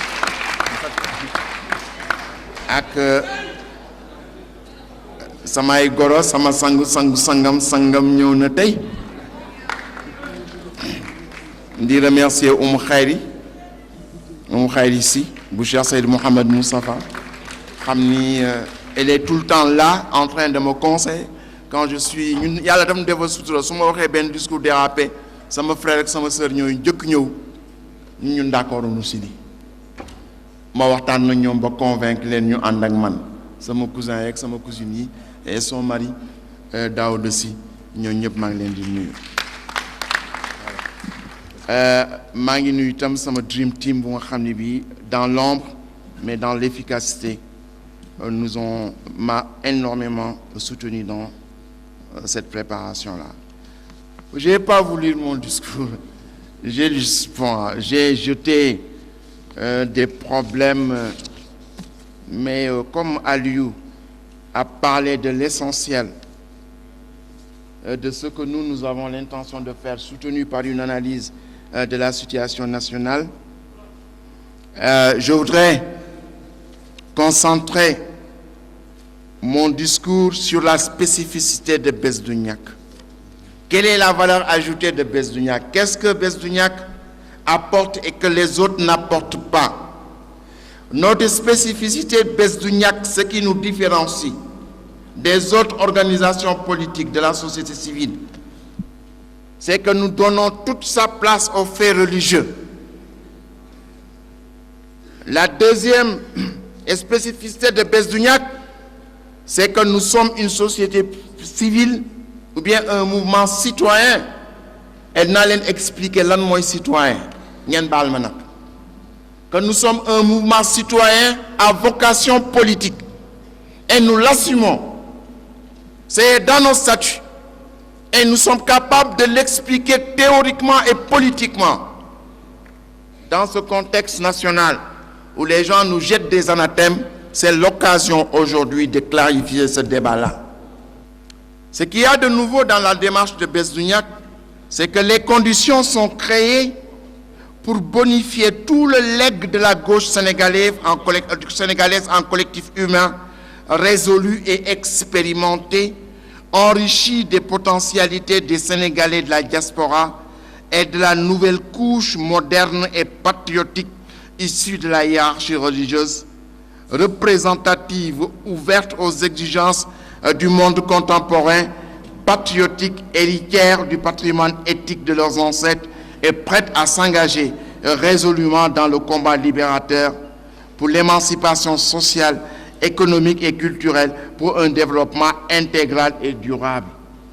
Et cette phrase est incarnée par la présence de toutes les familles religieuses. Ndax xam bi nu xam ni li nu sumb ñun ñëpp a bokk sumb barki démb bi ma demee seeti sëñ Mansour maa ngi ko fekk si toolam bi ma demee seeti suñu waajur Sidi Mokhtar Mbacké fan la nekk mi ngi si toolam Ils jouent un rôle essentiel dans 3 domaines, les religieux, la santé, l'éducation et l'agriculture. Donc aujourd'hui, bi ma demee bay góor gi dafa jëlee xaalis bu bare jox ma ko sunu maam Sëñ Tuuba ma ni ko mëtu ko mu ni ma mëtu ko boo dégg rek mët na ko mu ni ma mëtu ko boo dégg mët na ko xoolal ñoom en une phrase dañ lay jox benn sagesse pour le reste de ta vie. Donc, pour le développement durable, cette représentativité de la couche la plus patriotique de la hiérarchie religieuse, qui constitue l'un des socles sur lequel devrait se construire le nouveau rassemblement. Un vieux militant, là je vous cite un texte de marxiste, et je vous demande d'écouter bien sa contribution, la manière dont il analyse en tant que marxiste la contribution des religieux dans le développement de ce pays. Cette représentativité de la couche la plus patriotique des hiérarchies religieuses qui constitue l'un des socles sur lequel devrait construire le nouveau rassemblement. Un vieux militant du mouvement démocratique, bâtisseur infatigable et marxiste des premières heures, l'a perçu avec pertinence quand il dit « La tâche de l'heure est à la mobilisation générale pour la construction d'un grand parti populaire massif, combatif et productif, un parti populaire massif parce qu'ayant pénétré le peuple dans toutes ses composantes et partout où il se trouve sur le territoire national. Pour réussir ce travail de pénétration, de formation, d'animation, d'encadrement et même de financement des activités, l'on peut s'inspirer de l'exemple de 2 très grandes personnalités de notre pays dont l'œuvre centenaire a façonné le Sénégal et lui a donné sa physionomie sociale et culturelle d'aujourd'hui. Cheikh Ahmadou Bamba et de Seydi Hadji Malick furent de grands maîtres de l'organisation et de la méthode avant la lettre. Ils ont fait preuve d'une très grande vision et ont été de grands stratèges dont le résultat de l'action reste encore vivace un siècle après. Le Sénégal d'aujourd'hui en est une pour El Hadji Malick Sy et par la cheikhisation pour Ahmadou Bamba, ils ont parfaitement réussi la pénétration, l'encadrement, la formation et l'animation des masses populaires regroupées autour d'eux.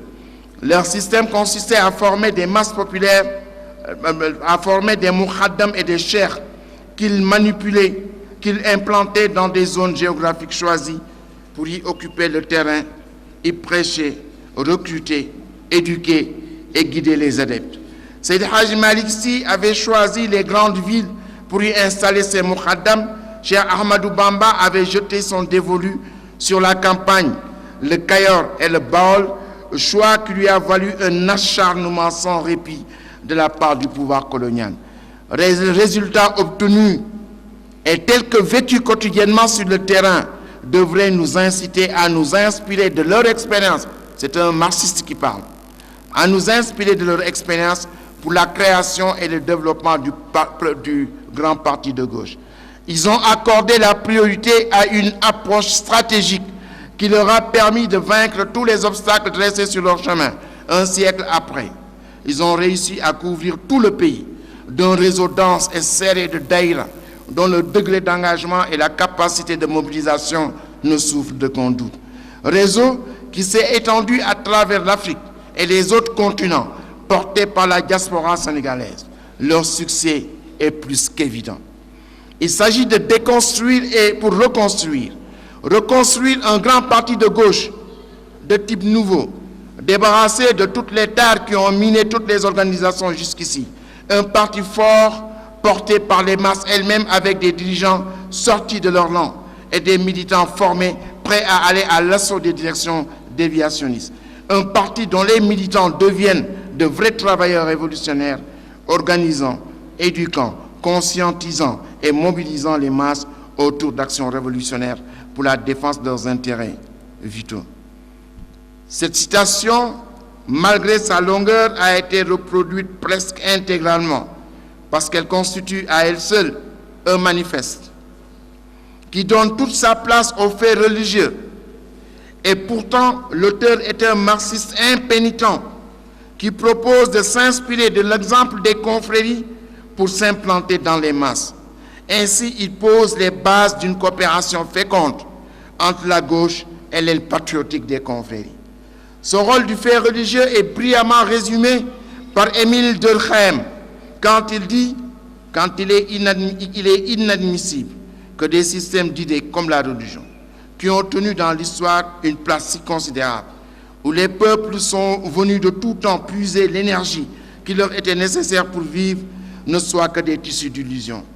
On s'entend aujourd'hui pour reconnaître que le droit, la morale, la pensée scientifique elle-même sont nées de la religion, se sont pendant longtemps confondus avec elle et sont restés pénétrés de son esprit. Comment une vaine fantasmagorie aurait-elle pu façonner aussi fortement et d'une manière aussi durable les consciences humaines? Assurément, ce doit être pour la science des religions un principe que la religion n'explique rien d'autre que la nature, car il y a science que de phénomènes naturels. Je peux dire aussi que au Sénégal, la politique est issue de la religion. Et le caractère nouveau du rassemblement à construire réside dans cette détermination à associer dans notre démarche toutes les couches et toutes les catégories sociales qu'exige la réalisation de cet objectif. Faire se rencontrer dans la même démarche la culture de gouvernement du PS et de l'AFP. Ça, c'est notre manifeste. Ça, c'est l'orientation stratégique de Besduniak. Donc, quand on est attaqué dans les journaux en disant qu'on est en train de conspirer contre les partis de Benno Siggil Sénégal, mais ils n'ont pas lu. Ils n'ont pas lu notre manifeste. Ça, c'est l'orientation stratégique qui a été raffirmée, validée il y a 2 semaines et qui existait déjà dans notre orientation de 2010 quand on a publié le manifeste. Donc, nous sommes conscients que l'expérience gouvernementale dans la gestion de la chose publique, du PS et de l'AFP, cette expérience-là est nécessaire dans le rassemblement que nous voulons construire. Donc nous disions que la culture de gouvernement du PS et de l'AFP, l'expérience de la gauche traditionnelle et le capital symbolique dont jouissent les confréries, tous tendus vers le même objectif d'émancipation humaine, intégrer toutes ces composantes pour les dépasser. C'est ça ce qui nous différencie des autres organisations. Le fait de donner aux faits religieux, n'avoir pas le complexe des archéolaïques et reconnaître le fait religieux dans ce pays et l'intégrer dans les analyses, l'intégrer dans les enseignements. Nous sommes dans un pays où le personnel politique n'a pas fait d'histoire. Toute la classe qui dirige ce pays, bineké lycée daaw nu jàng histoire. Dëgg la wala déet. Lan lañ doon jàng sa génération Ousmane Sané ak sama génération Cheikh Gueye, génération Aliou Diak, ñun ñëpp kenn jàng ci histoire. On n'a pas appris l'histoire de l'Afrique, on n'a pas appris l'histoire du Sénégal, on n'a pas appris la géographie de l'Afrique, on n'a pas appris la géographie du Sénégal. Qu'est-ce qu'on apprenait? C'était les cours d'eau de la France. On était beaucoup plus versé dans Vercingétorix que dans El Hadj Omar Foutiyou. Et c'est cette classe politique qui nous dirige. Et tout le monde connaît le rapport du politique, El Hadj Kassé, le rapport du politique à l'histoire. Tous les grands hommes politiques français écrivent sur l'histoire. Bayeux a publié il n'y a pas longtemps sur Henri IV. Villepin n'arrête pas de publier sur Napoléon. Parce que pour être un homme politique accompli, il faut maîtriser l'histoire de son pays. Tel n'est pas le cas des dirigeants qui nous dirigent, y compris Man, y compris Nyenen. Et ceci apparaît dans l'analyse que nous faisons de la situation du pays. Parce qu'il y a une dimension essentielle qui manque, à part la dimension religieuse, il y a également la dimension de l'histoire. Dans un contexte national où le parti au pouvoir est à l'agonie, victime de l'inconséquence de son chef et de la rivalité d'une demi-douzaine d'ambitieux, d'innombrables intégrants et des courtisans techniques, moi je considère qu'il n'a pas de conseil technique, il a des courtisans techniques, l'opposition L'opposition doit proposer une alternative crédible. Pour les signataires de ce manifeste, un guide religieux est un homme habité par le souffle des textes sacrés, porté par la passion du bonheur de son peuple, engagé dans tous les grands débats de la vie sociale. Est constamment préoccupé par la fécondité et l'actualité des enseignements de son prophète dans le développement de l'homme. La vraie charité est politique, en ce sens que nous devons dépasser les actes individuels de générosité pour trouver des solutions durables aux maux de la collectivité et détecter les véritables causes de la misère humaine et de l'injustice et travailler à y remédier. L'homme religieux a un devoir de témoignage, de présence, d'incandescence spirituelle dans un pays qui, ici et maintenant, a soif d'éthique et de justice. Quel est le pays qui a le plus besoin d'éthique que le Sénégal? J'y reviendrai tout à l'heure. Je ne peux pas conclure mon discours sans le commenter.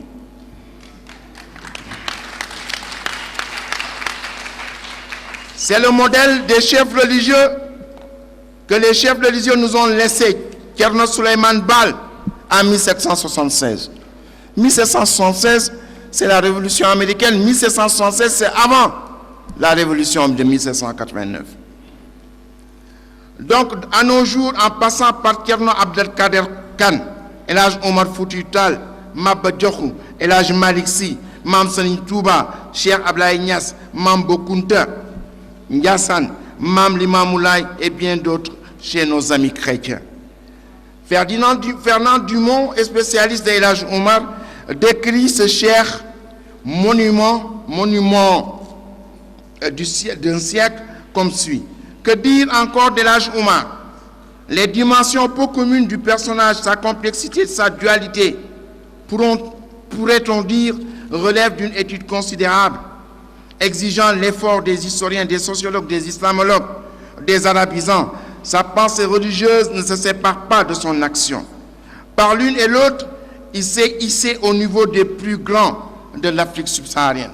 Peut-être les domine-t-il. Il a retransmis sa pensée arabe des docteurs de la foi et des mystiques. Son mérite est celui d'un prosélyte intelligent et prodigieusement activiste. Il a fait vaciller irrémédiablement l'animisme et il a préparé les voies à l'islam confrérique. Et à cet égard, l'Église catholique n'est pas en reste dans le passé. Le père Lebray, le père Pinault, fondateur de l'école de Saint-Michel, comme aujourd'hui, tel que reflété dans la lettre pastorale publiée par les évêques le 30 novembre 2000 sous le titre qui reprend l'esprit de notre manifeste « Quel Sénégal pour le 3e millénaire ». En fait, il s'agit d'une question qui porte sur toute l'action sociale de l'Église au Sénégal, de l'indépendance politique à nos jours dans les domaines de la santé, de l'éducation et de la lutte contre la pauvreté, de toutes les pauvretés. Elle conserve plus particulièrement l'action d'un père Lebray, de la communauté Saint-Dominique de Dakar auprès du président du Conseil Mamadou Dia dans l'élaboration et la mise en œuvre du premier plan de développement du Sénégal. Par ailleurs, la question des valeurs sur lesquelles doit reposer un changement réel se trouve posée avec insistance par les assises nationales.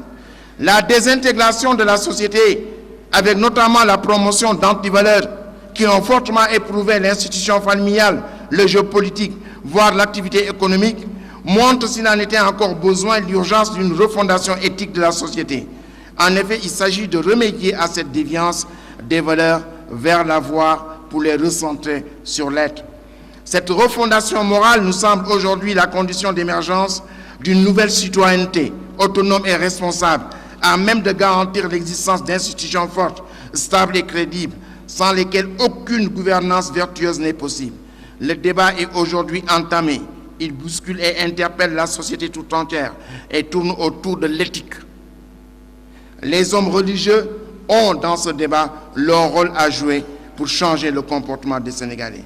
À cet égard, la charte de bonne gouvernance adoptée par les assises préconise de promouvoir la création d'un système citoyen de veille et d'alerte en matière d'éthique et de valeurs. Les signataires de la charte invitent les institutions religieuses et leurs leaders à jouer un rôle positif dans le développement, la solidarité nationale et la cohésion sociale en œuvrant à une bonne coexistence entre toutes les religions et confessions. Pour ce faire, il convient d'accorder à la réflexion sur le fait religieux toute son importance dans un contexte mondial qui, depuis la fin du XXe siècle, est traversé par le retour du religieux pour devenir la principale clé de compréhension des bouleversements du monde. Plus particulièrement au Sénégal, un débat franc et informé doit être engagé sur les questions de la laïcité, de l'école, du rapport entre l'État et les confessions et les confréries à cause de la prégnance du fait religieux à toutes les échelles de la société. À l'étape historique actuelle, et grâce à la situation créée par les assises et les espoirs qu'elles suscitent, il convient maintenant et plus que jamais de regrouper toutes celles et tous ceux qui veulent en finir avec la société actuelle pour en bâtir une nouvelle. Pour préparer ce mouvement social que réclament les assises nationales et prendre en charge la pré-assise, les parties prenantes qui ont été à l'origine de cette initiative ont contribué à son succès et devraient se transformer et sortir de cet exercice. Tous les partis politiques devraient, au sortir de cet exercice, être rénovés, rajeunis, prêts à des luttes et victoires qui paraissaient illusoires avant les exercices nationaux, comme l'ont montré les dernières élections locales, où les bastions entiers et non des moindres du PDS ont été aspirés par la tourmente du 22 mars.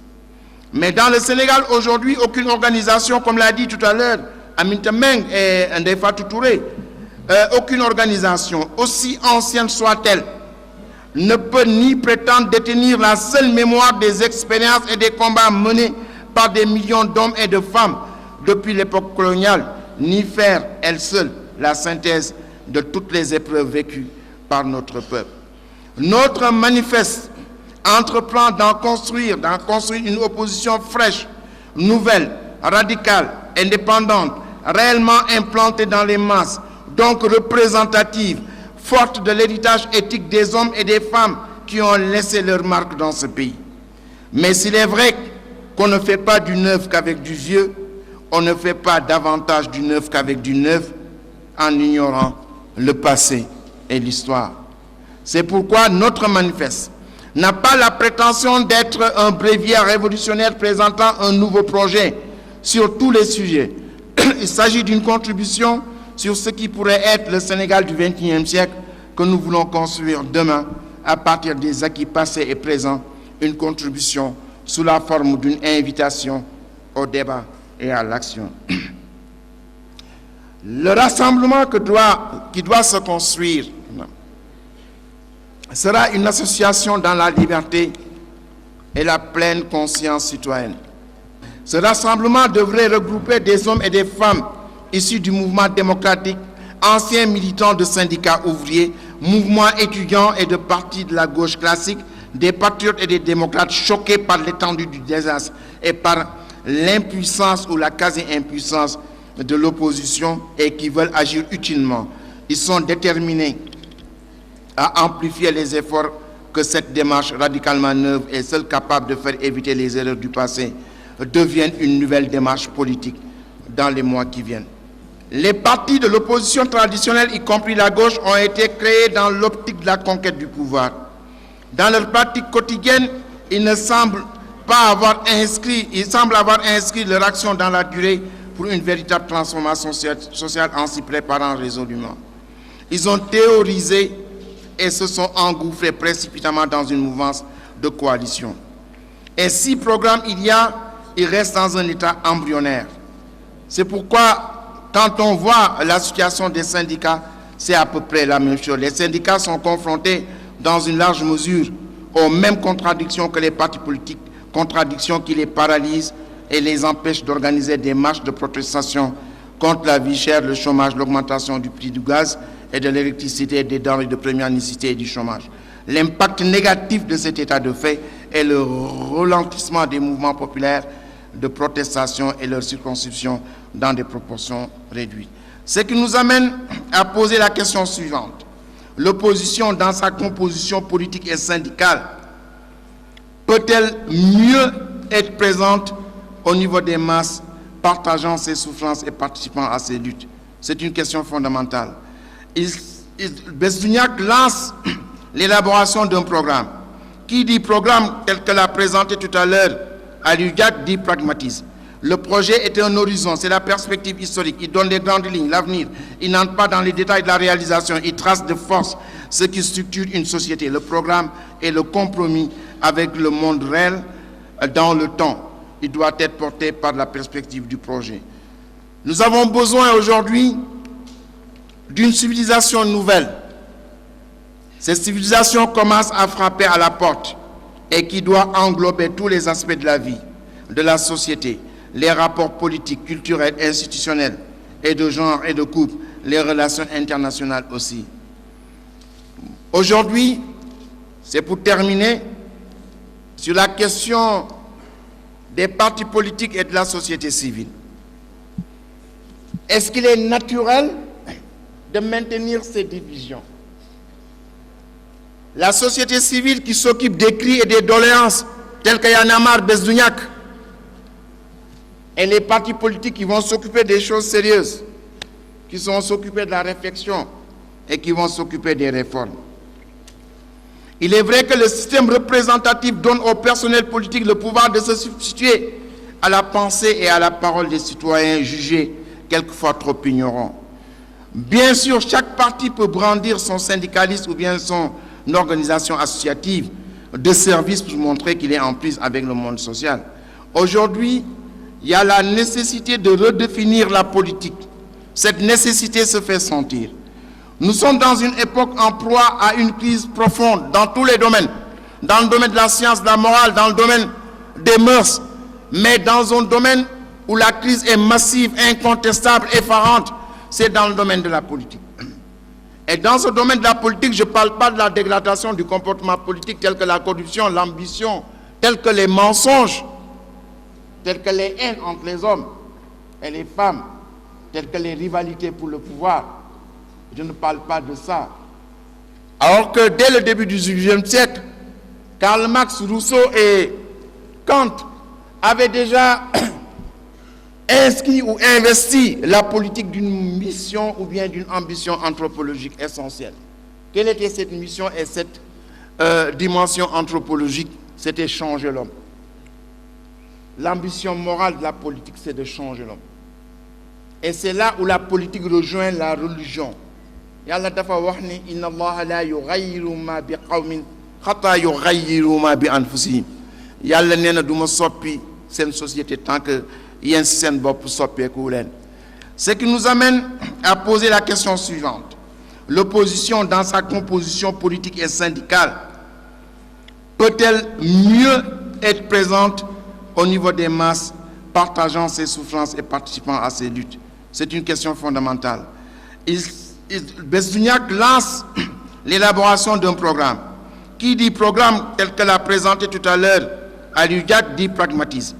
Le projet est un horizon, c'est la perspective historique. Il donne les grandes lignes, l'avenir.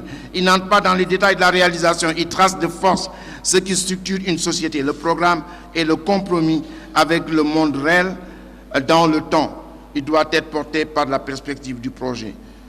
Nous avons besoin aujourd'hui d'une civilisation nouvelle. Cette civilisation commence à frapper à la porte et qui doit englober tous les aspects de la vie, de la société, les rapports politiques, culturels, institutionnels et de genre et de couple, les relations internationales aussi. Aujourd'hui, c'est pour terminer sur la question des partis politiques et de la société civile. Est-ce qu'il est naturel de maintenir ces divisions? La société civile qui s'occupe des cris et des doléances, tels que Y'en a marre, Besduniac, et les partis politiques qui vont s'occuper des choses sérieuses, qui vont s'occuper de la réflexion et qui vont s'occuper des réformes.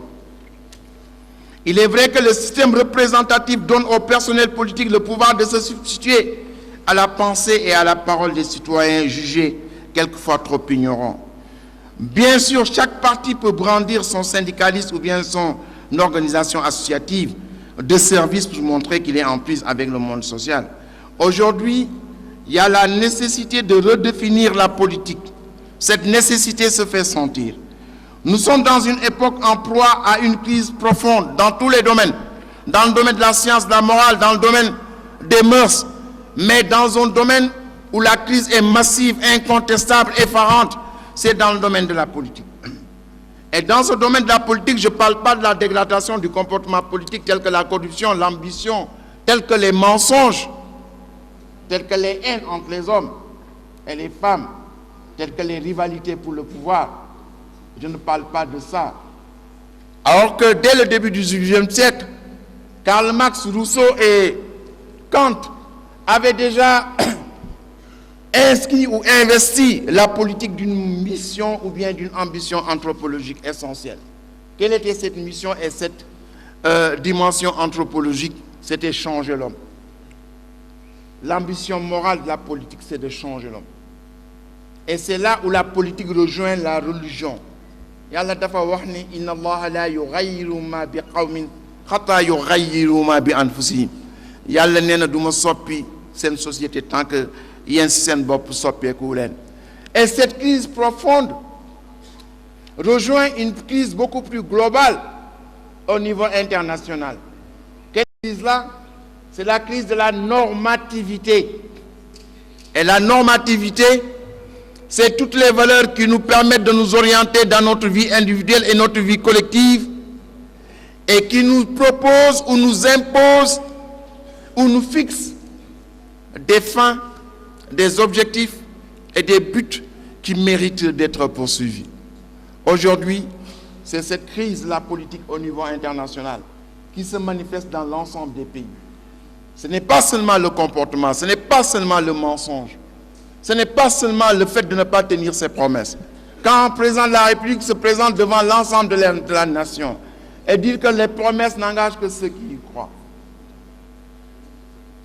Quand le jour pair, il dit une vérité, le jour impair, il dit son contraire. Moom la Yàlla xamoon ba wax ni keroog yowmal qiyaam su ñëpp dajee damay tàppe gémmiñ yi damay tëj gémmiñ yi ndax gémmiñ wóorul day wax waxeet. Yàlla di wax de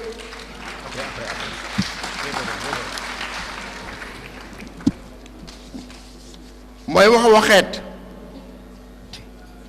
Yàlla ne su ñëpp taxawee ci penc mi yowmal qiyaam li may jëkk def mooy ma tëj gémmiñ yi ndax gémmiñ wóorul day wax waxeet.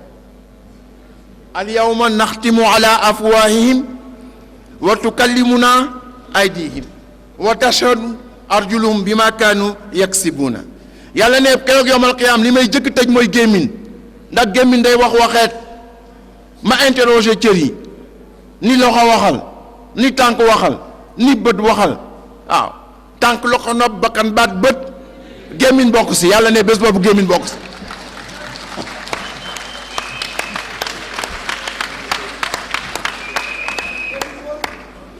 nee na gémmiñ wóorul day wax waxeet.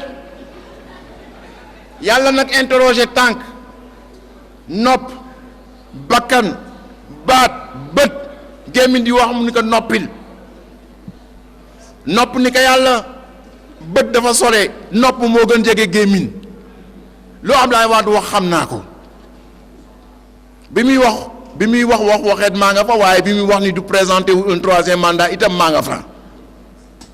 Donc c'est très grave ce que ce président a fait du point de vue de l'éthique. Une disposition que Dieu a prise le jour du jugement dernier pour décourager ceux qui ont tendance di wax di weddi. C'est une question morale fondamentale. Mais je voudrais lancer une invite aux partis politiques, au parti de Benno, au parti d'Alternative 2012. Il faut que nous soyons au-dessus de nos égos hypertrophiés. Il faut qu'on prenne les intérêts du Sénégal au-dessus de tout. Ce n'est pas la question de Mansour, c'est la question du profil. Ce n'est pas une question que je prends, une décision que je vais prendre moi. Non.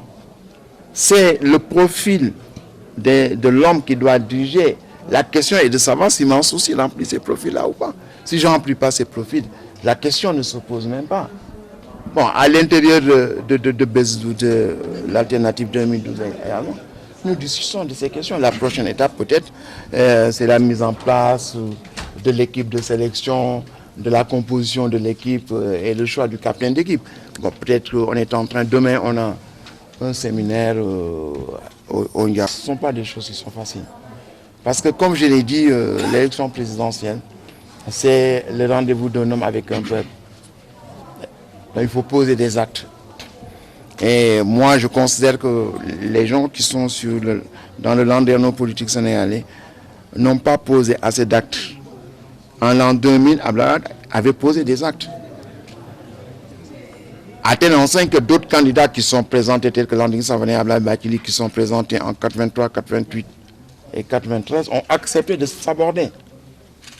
Parce que Abdoulaye a posé des actes qu'aucun autre candidat. Le candidat réel en 2000 de l'opposition, c'était Abdoulaye, c'est évident. C'était tellement évident que son parti était en déliquescence. Son parti ne l'a pas investi parce que n'ayant pas d'argent pour organiser un congrès et étant dans un piteux état, ça n'a pas empêché que tout le monde au Sénégal savait que le candidat de l'opposition que voulait le peuple, c'était Abdoulaye. Parce qu'il avait pendant 26 ans posé des actes qui faisaient que les gens se reconnaissaient à travers lui.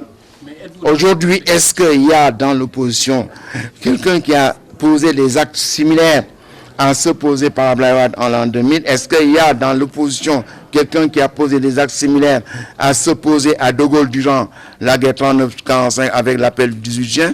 Est-ce qu'il y a dans l'opposition sénégalaise quelqu'un qui a posé des actes de Mitterrand en 1965 qui a mis en ballottage Charles de Gaulle malgré sa légitimité historique?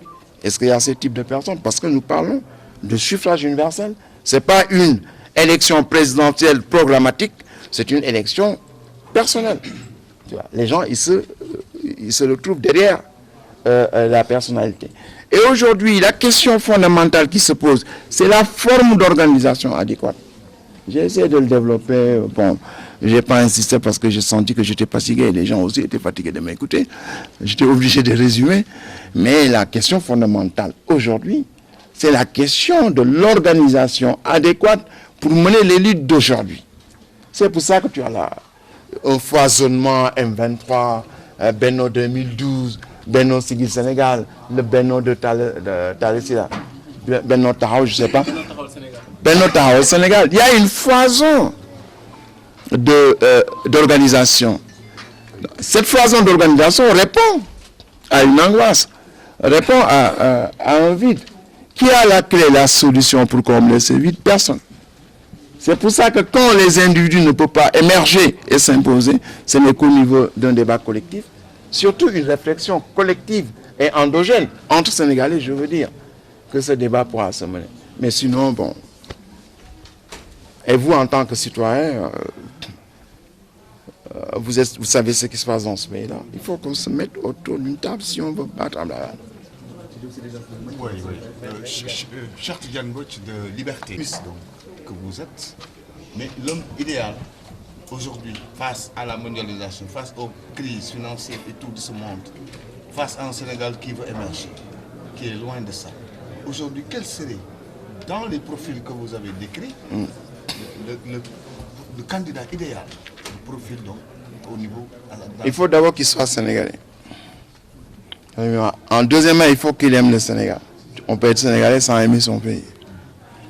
Troisièmement, il faut qu'il dispose d'un certain nombre de compétences techniques. Il faut qu'il dispose d'un certain nombre de dispositions éthiques. Moi, étant un religieux, il faut que je me regarde. Je sais que je diriger parce que ñaari malaika yi lay bindal bakar su fekkee ni ñëw na ba ci buntu présidence du ñu dellu dañuy dugg ànd ak yow donc loo def ñu bind ko te keroog yombal xiyaam yàlla dana la ko laaj il faut que nga gëm loolu. Un jour quelqu'un m'a interpellé pour me dire que sëñ bi ñi lay wax bul def politique bu leen déglu ndax ñun dañu gëm ni ku sa xol fees ak alxuraan gëm yàlla yaa mën diriger pays bi man jàpp naa ni sa xol mën na fees ak alxuraan te doo mën diriger pays bi. Donc en tout cas ragal yàlla ba xam ni jaam yi yàlla Dieu a pris une partie de ton pouvoir toi en tant que président de la République et il te les a donnés. Quelle est la partie de ce pouvoir-là? Quand vous sortez, tout le monde s'arrête. Quand vous rentrez, tout le monde se lève. kooku yàlla rek a yeeyoo doomu aadama warul jox cër boobu beneen doomu aadama mais yàlla moo jël moo dagg ci pouvoir am jox ko beneen doomu aadama waaw mais sacerdoce la c'est pas un privilège parce que soo teewoo ci yàlla dafa ni pouvoir boobu ma la joxoon noo ci jëfandikoo moo tax Cheikh Ahmed Tidiane bind le sultan Souleymane taalibe moom la mu ni ko sultan Souleymane maa ngi lay ñaan doole ji la yàlla jox daf la ko abal keroog yowmal xiyam dan la ko laaj na nga fexe ba du la ko laajee rek waaw càggante bu mu feeñ mun ko je vous recommande de tenir compte des pauvres et des faibles à chaque fois qu'ils courent vers vous il faut pas les fuir parce que si vous les fuyez un jour Dieu va faire descendre au Maroc une épreuve. Tu seras le principal responsable de cette épreuve daa daw bëgg làqu ji si yàlla demooyu la ni nga demooyu woon faible yeeg pauvre yi bi ñu ñëwee si yow donc il faut les critères te critères yi ñooy lan yonent bi sallallahu alayhi wa sallam je suis obligé de quelquefois porter ma casquette j'ai beau parler de Marx j'ai beau parler de Lénine j'ai beau parler de Gramsci j'ai beau parler de Rousseau j'ai beau parler de Kant xam nga su ma génnoon fii nit ku ma romb jox ma ñaari loxo tàllal ma ni ma ñaanal ma su ma demoon si benn béréb benn chaise am fa ñëpp dañuy toog si suuf man ma toog si chaise bi xam nga loolu lan moo ma ko may daara ji moo ma ko may xam nga loolu politique mayu ma ko diplôme universel mayu ma ko banque islamique mayu ma ko intellectualisme mayu ma ko lenn moo ma ko mooy daara ji moo tax man daara ji mooy lu nga xam ne nii cër la bu nga xam ne bii suñu dee sangu du ko simmi donc je suis obligé de temps en temps parler de tout ça. Du reste j'ai oublié ce que je voulais dire dans la religion. Tu es le prophète en passant. Le prophète, voilà. Le prophète quand il est décédé le lundi à 11h. On l'a enterré le mercredi à 3h du matin. Vous saviez ça? Et pourquoi on ne l'a pas enterré alors que la charia te donne l'injonction de l'enterrer le plus rapidement possible? Donc le modèle de tout le monde, on doit lui appliquer la même disposition. Mais nous avons enterré 48 heures après. Pourquoi? Parce que la question essentielle n'était pas réglée. Le prophète devait partir. Mais la Oumma islamique, c'est Yann Lokholoy Mouch. Le prophète ne pouvait pas désigner Abou Bakr. Vous savez pourquoi? Parce qu'il ne voulait pas d'évolution monarchique du pouvoir. Pourquoi? Vous savez pourquoi c'était d'évolution monarchique du pouvoir? Non, il y a un type moi denc Aïcha. Aïcha koko jur Abou Bakr. Il ne pouvait pas nommer Omar. Parce qu'il y a un type moi denc dom Omar. Hafsa koko jur Omar. Il ne pouvait pas nommer Ousmane. Parce que Ousmane moi denc domam. Il ne pouvait pas nommer Ali. Parce qu'Ali moi denc domam. On était prophète. Donc il a été neutre, il est parti sans désigner personne. Il y a eu un débat pendant quelques jours sur cette question principale. Waa Ansari disent que ñun la ñoo leen fat nekk doxandeem ñëw fii si Medina jiite jeex na si yonent bi. Waa Muhajir wax na ñun yonent bi ñun la bokkal. Qurayshi la ñun Qurayshi la. Kon nag yonent bi ku bokk si moom rek yaay jiite.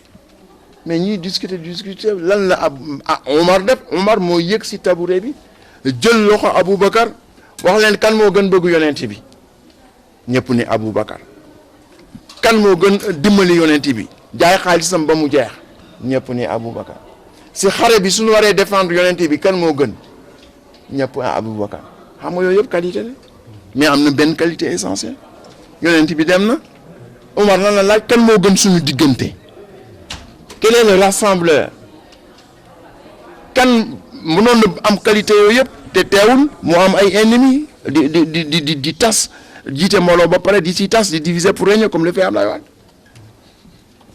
Donc on war tout à fait intelligent ni kan moo gën suñu diggante ñëpp ne Aboubacar. Donc critères yooyu bi mu mëtee sinon on doit désigner Aboubacar. Aujourd'hui la question qui se pose c'est qu'Abdoulaye Wade day dem. La question que je dois me poser en tant que leader politique, en tant que leader religieux, la question que vous devez vous poser en tant que citoyen, parce que su fekkee ni am ngeen un dirigeant bu baaxul su musiba bi ñëwee du tëb journaliste yi. Donc man ni may poser la question noonu ngeen war poser cette question. Abdoulaye Wade dañuy dem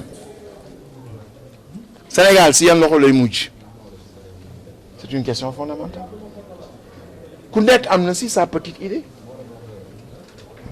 loxo yi muy mujj nag yow yaay toog sa bopp gisee critère ni la war dem ni musiba bii la fi wàcc musiba boobu il faut mu am ku muñ, il faut ñu dimbali ko parce que ce sera quelque chose de considérable. Donc moi j'ai pas ma petite idée, j'ai clairement défini notre stratégie. Notre stratégie, c'est un projet, nous l'avons, c'est les conclusions des assises nationales. Les alliances, nous avons Benno Siggil Sénégal, nous avons Benno Alternative 12. On essaie de voir comment on peut mutualiser tout ça et faire passer des passerelles. Mais la question fondamentale, c'est quoi? C'est la question du leadership. Mais là aussi, je suis persuadé qu'à travers la discussion, on peut effectivement trouver une solution à ça.